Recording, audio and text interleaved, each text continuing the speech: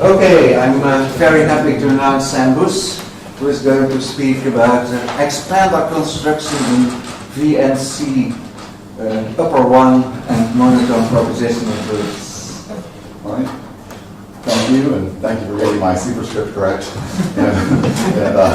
It's a pleasure to be here. I want to thank the conference organizers for inviting me and for putting this whole thing on. It's been really a great place to visit. My first time in Vadhan. Let me see. Titles here. My co-authors are here. So Valentine, Antonina, and Michal are co-authors. And I'm going to be here's the outline of the talk. So the first half of the talk will be discussing how to construct expanders, and in particular, a new, more constructive version of constructing expanders. And then the second half of the talk will be how these arguments can be formalized in a first-order theory of arithmetic, and then the implications for monotone propositional proof complexity. So we'll just go for it. So let me start off with expander graphs. So this is a combinatorial construction. The graph is the usual thing, undirected graph. We allow self-loops, we allow multiple edges between particular nodes. And the basic property of an expander graph is that to be useful, it's sparse. It doesn't have a lot of edges. But it's also an expander in the sense of it's well connected. So any set has edges out to a relatively large number of other elements. And I'll define this in a moment. These are used in computer science for a lot of things. Random walks on expander graphs converge very quickly to the uniform distribution, and they're used for de-randomization, for error correcting codes, etc. And some of the more famous applications in computer science are listed here. And I will depend on the construction of the I-type formalized sorting networks, but you don't need to know anything about those. So that's part of what expander graphs get used for. Okay, so that's the talk outline. So definition of expander graph. So an expander graph, an edge expansion of a graph, is we're given a graph G on vertices V, and we take any subset of the vertices U and the complement U bar, and we look at the number of edges between U and U bar. That's denoted here EU U bar. And the edge expansion is the ratio of that number of edges to the minimum size of U and U complement. Is there a chalk here?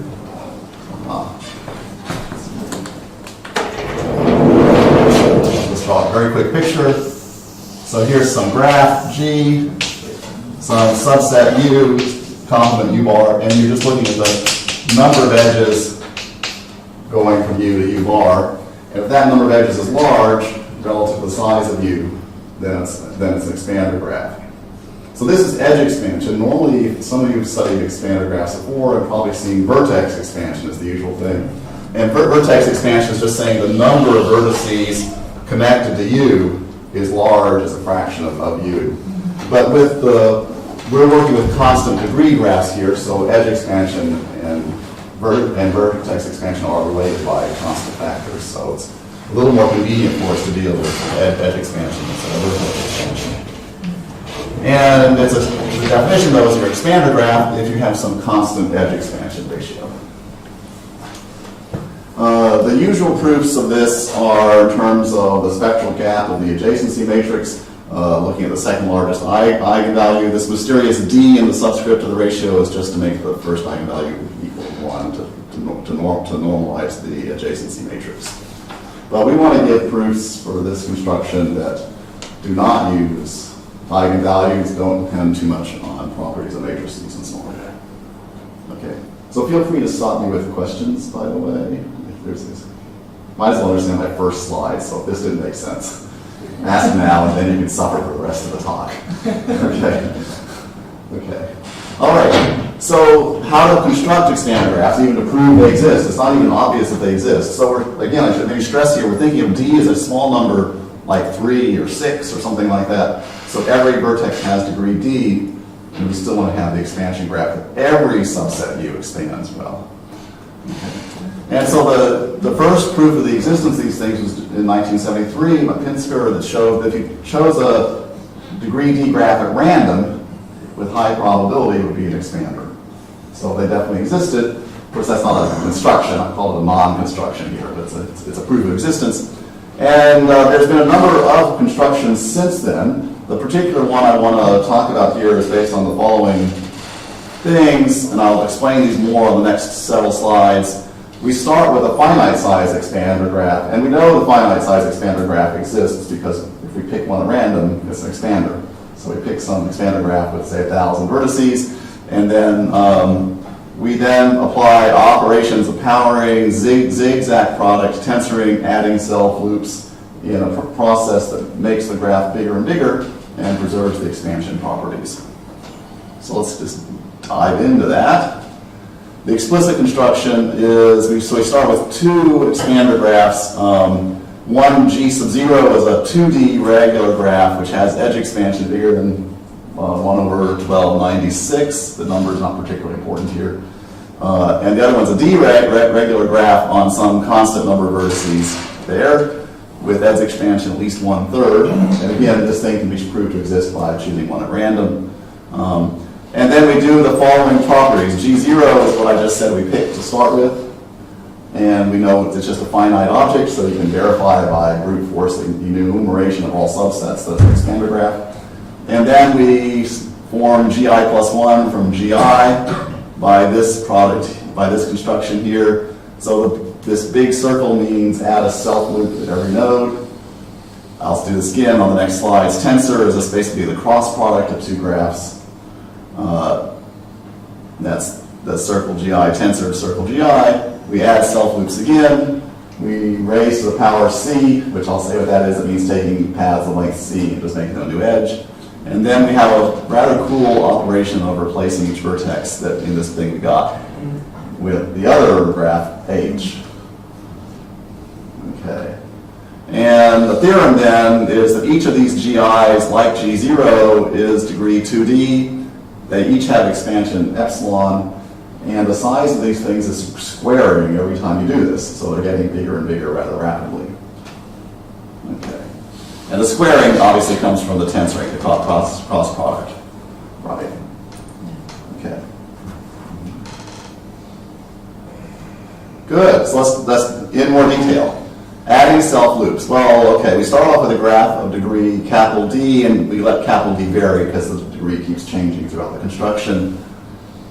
With circle G means add D many self loops to every vertex, so this doubles the degree. It's sort of tensoring with itself.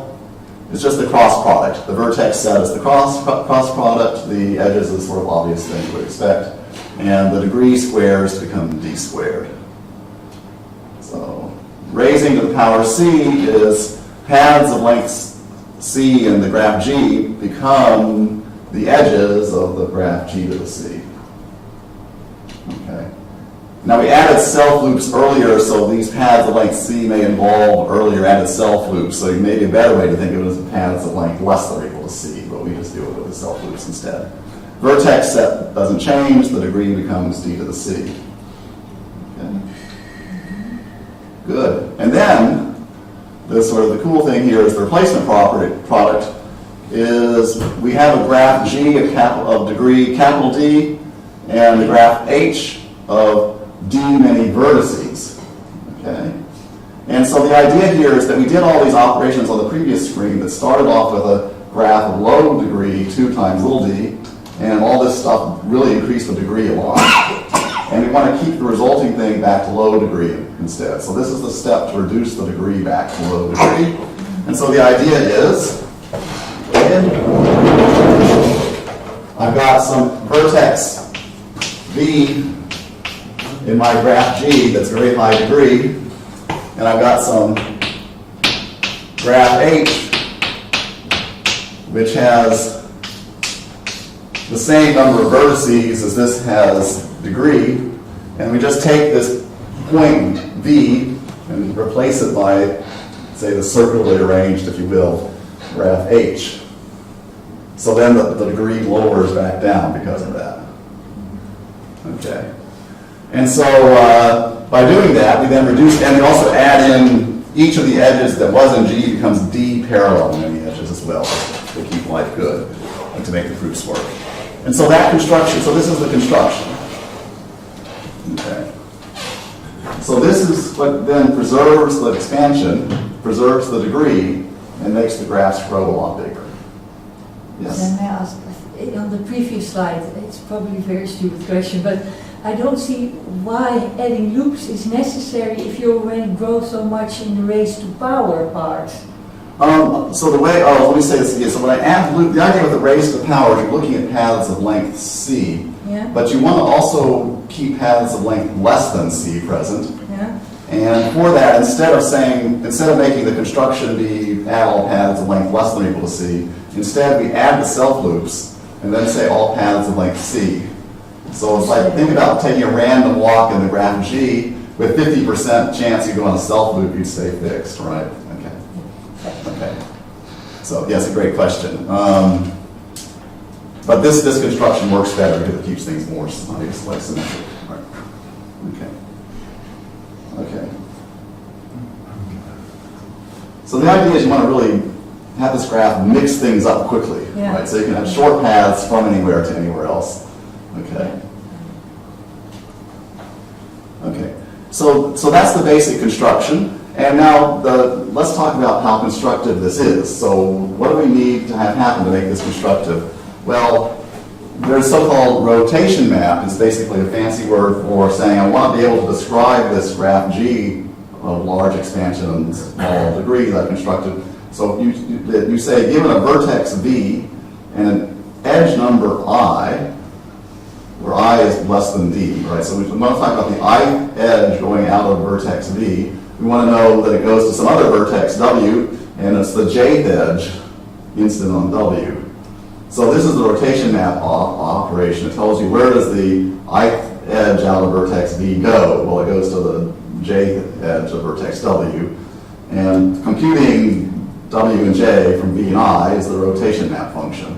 And that's what we need to have to be computable to say we've constructed the graph. So the graph is, so the vertices are given by integers. The edge numbers are just small numbers because the degree is constant. So the input to the rotation map question is just a vertex number, and the output is a vertex number, right?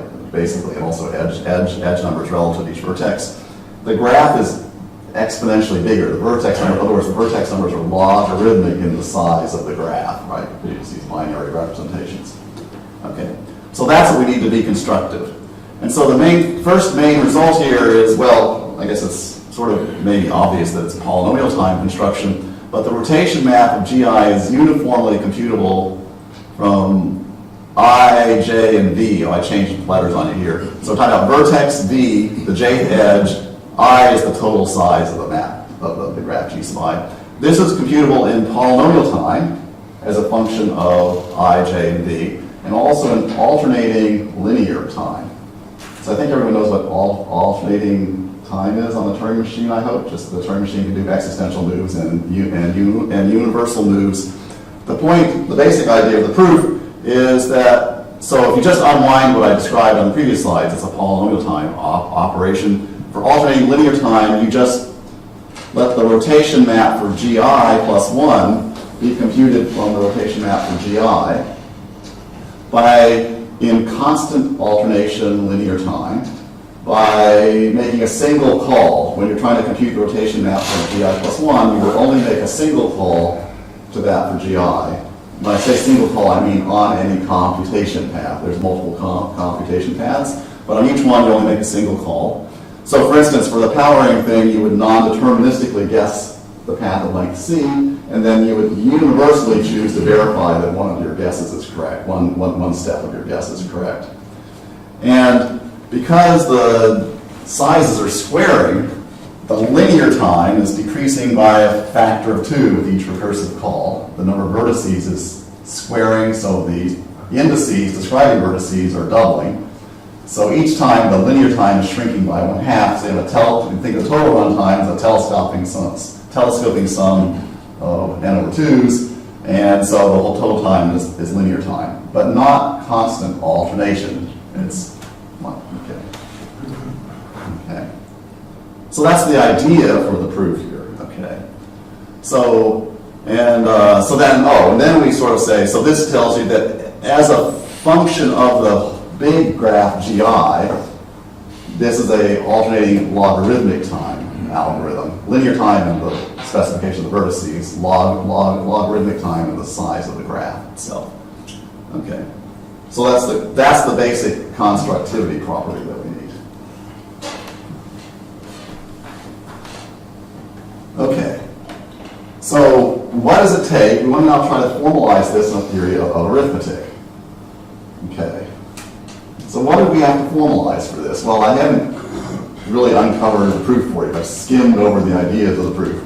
But let me just tell you what's really inside the proof. Is basically, we want to say there's an MC1 algorithm. That means alternating log time. And we need to, we say, the basic limit is if we have a set of vertices witnessing the GI plus 1 is not an expander graph, then we can construct a set of vertices U prime that witnesses that GI is not an expander graph, right? We're taking the contrapositive, we're saying if GI is an expander graph, then GI plus 1 is. But the key step to prove that is this sort of construction, taking a counterexample to expansion for GI plus 1, obtaining a counterexample for a expansion of GI.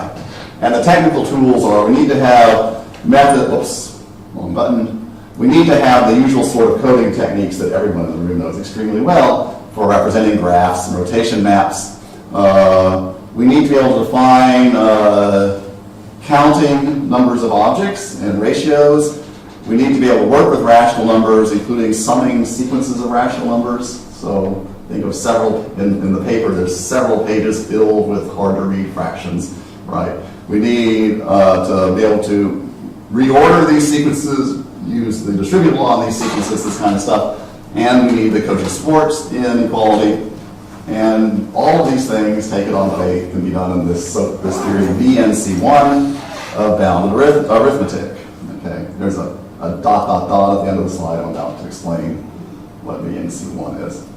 But this is the place where we transition then to formalizing things. So what is VNC1? So it's a second order theory of bounded arithmetic. It's really very weak. So some of you have seen polynomial time systems like S12. This theory is weaker, but it's carried into the second order setting. So it's just rephrased to second order theory. There's various versions of this theory going back to a version that Clote and Tactiudi gave in 1992. Arai had another version of it. Cook and Morioka in 2005, and Cook and Nguyen had a different version. They're both in 2010. Discussed these theories. The one I favor, actually, I think the best one is the Cook-Morioka version. So that's the one I tend to work with. And this has the property that the provably total functions of the theory are exactly the NC1 functions. The decidable predicates, the one you can do inductions on, are precisely the NC1 predicates. Okay. So as a second order theory, the first order objects code small objects. Everything's finite here, by the way, right? So it's still second order. The second order objects code strings, graphs, and sequences, etc. Okay. And the base, I'll just give you very quickly the axioms here. So capital V0 is a set of formulas without any second order quantifiers, and only, should have written it on the slide, bounded first order quantifiers. We've got comprehension for those. We've got some initial axioms just describing the properties of the base function symbols. And we've got a tree recursion axiom that says if you have a tree, a log depth tree, a balanced Boolean formula, where the gates can be arbitrary sigma V0 functions, then there's a second order object that encodes the function defined by this tree. So the tree, the inputs to the function are the Boolean values of the leaves of the tree. The output bit is then the value computed by it. And there's a second order object encoding that whole function. Okay. And for those of you familiar with VNC1, you can see where this is coming from. Because VNC1, the complete problem for this is the Boolean formula value problem, and this is a version of the Boolean formula value problem. So, okay. Okay. the proofs of, so all of these arguments that I skimmed over in the first half of the talk are formalizable inside VNC1. I'll just say that. You can read it on the slide. It doesn't say much more. In particular, the theory of VNC1 can prove the existence of these expander graphs GI as encoded as second-order objects, and prove their expansion properties using all the stuff that came before. There's the little bit more details, I have time for this, is, so this just sort of repeats what I said earlier. First-order objects encode small objects, second-order objects encode large objects like graphs or sets or sequences. And the VNC1 can prove the following thing. For every I, if G is a graph, the number of vertices in G is I, and every U subset of the vertices, the edge expansion of U is bigger than 1296. And the proof uses this new so-called parameter-free pi B1LL induction, logarithmic length induction principle, which is on the next slide. Here it is. So basically, let me just start from the top. Suppose you prove that psi of A implies psi of the square root of A. Then we want to infer that psi of an arbitrary second-order object Y implies, psi. This psi should be, that psi should be a theta. I changed my notation last night in this one. Theta and phi are, sorry, I take it back. No, yeah, psi is here. Is it correct on the slides? Psi of A is exists x less than A, theta of x. So if psi of A implies psi of the square root of A, then in particular, if you have an object y satisfying theta, then there's an x less than or equal to 1, which is, of course, 0, 1, satisfying theta. Or psi of A implies psi of 1 follows.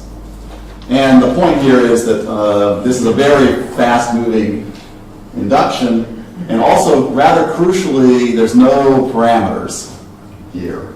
So the only parameter is the A, and it's shrinking by square root each time, which is crucial for what we need. And then, basically, to apply this, we'll just say that the psi of A implies psi of square root of A. We'll say if you have a counterexample to an expansion, so if you have something with small edge expansion in GI, gives there's a small edge expansion of GI minus 1, and then the conclusion will be, so you have to get that there's not anything small expansion on GI, right? Okay. So that's where the encoding comes in. So good. So on to part 4 of the talk. Suddenly seems like a totally different subject, right? Monotone propositional logic. So working all this background here is that VNC1, the formulas provable in it, if you translate them to propositional principles, they have polynomial size propositional proofs in Frege systems. Frege systems are things based on just modus ponens, or as I want to think about it for this talk, they're based on the propositional sequent calculus, LK. Okay. And so, but in particular, we want to look at monotone versions here. So the monotone Boolean formulas are what you expect. Thinking of false as being less than true, a Boolean function is monotone provided that for any inputs x less than or equal to y, f of x is less than or equal to y. That is for y. X less than or equal to y means bitwise, right? And then monotone Boolean formula is a propositional formula over the basis just and or, so it obviously expresses a monotone Boolean function because there's no negations in it. A sequent, I don't need to repeat this for this audience, is that thing.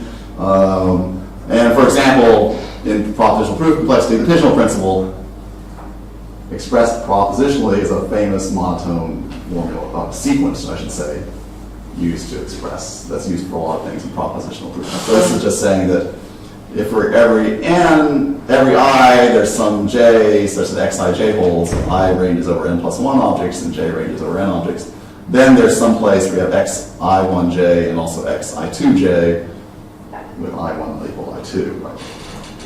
Okay. And proof systems, LK, everyone here is very familiar with far more complicated proof systems. So LK is just the propositional calculus for classical logic that you expect. Monotone sequent calculus is exactly the same thing, but restricting to allow only monotone formulas to appear in sequence, so there's no negations. And one unexpected twist is we allow DAG-like proofs, so NLK proofs are not necessarily trees, they're DAGs, directed acyclic graphs. And I don't know if that's an open question, whether that can be changed to tree-like or not. Okay. And then the question would be, now the following is, suppose that, well, let me say it here, suppose you prove a monotone sequent in LK, the non-monotone calculus. Well, by, say, cut elimination, it also has a proof in NLK, the monotone LK, and the question is, what's the shortest proof?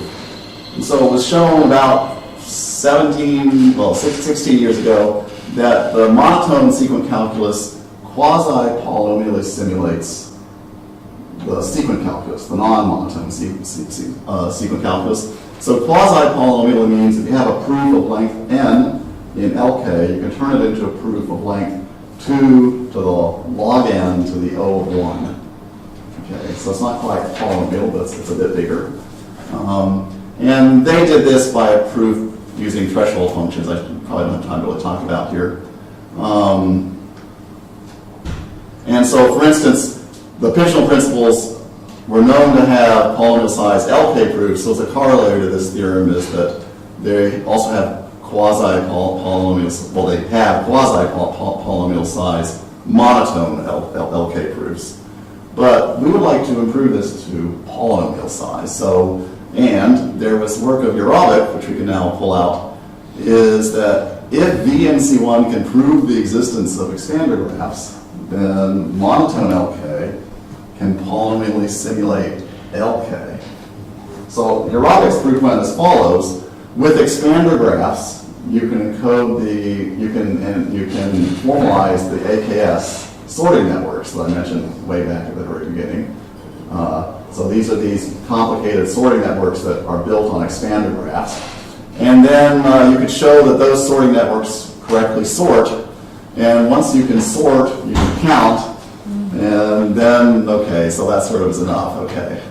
And then, then VNC1 then corresponds to, And as I said, also VNC1 proofs and VNC1 translate into polynomial-sized propositional proofs as well.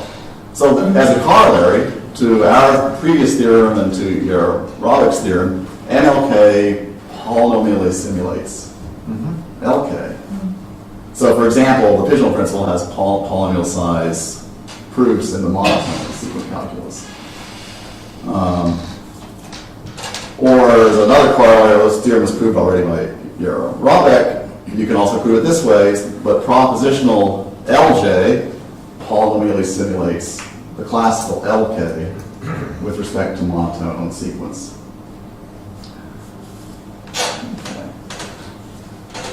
Okay, so basically just flash some open questions up here. For the complexity theorists in the audience, there's also theories of BTC0 that correspond to, they're ostensibly weaker than VNC1. They handle counting, but not the Boolean formula value problem. And the question is whether all this stuff could also be done in BTC0. The next one's, can you get better? So this has nothing to do really with my talk, but just it's still open what the best sorting networks are. So it'd be interesting to know that. And maybe here for the audience here, this might be maybe one of the more interesting questions is, can tree-like MLK, monotone sequent calculus, polynomially simulate the DAG-like sequent calculus and hence polynomially simulate LK on monotone sequence? This seems like the kind of problem that should be doable. We are able to give lower bounds, and one sort of conjecture is no. And we are able to give lower bounds for proof systems of this strength. Some of these proof systems we just don't know how to give lower bounds on because they're too close to the PNP question. But we are able to give lower bounds for proof systems of this type. So it's possible. And then there's some more questions about weak theories of bound arithmetic. In particular, this VL or VLV, correspond to systems of log space computability. And there's some of these low-level things in complexity theory, like the fact that undirected ST connectivity is in log space, and the question of whether those can be formalized inside weak fragments of bounded arithmetic. All right. Thank you.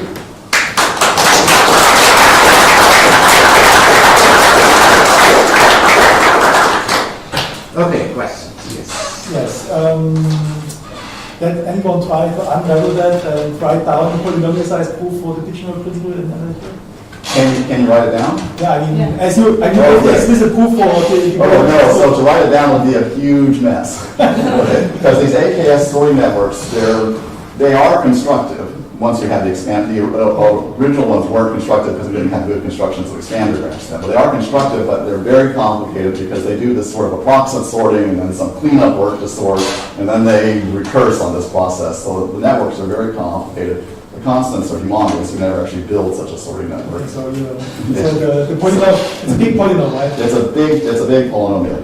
And this actually would be, it's still open what the best sorting networks are. We have simple constructions of log square depth sorting networks, batcher sorts, and a shell sort due to Pratt.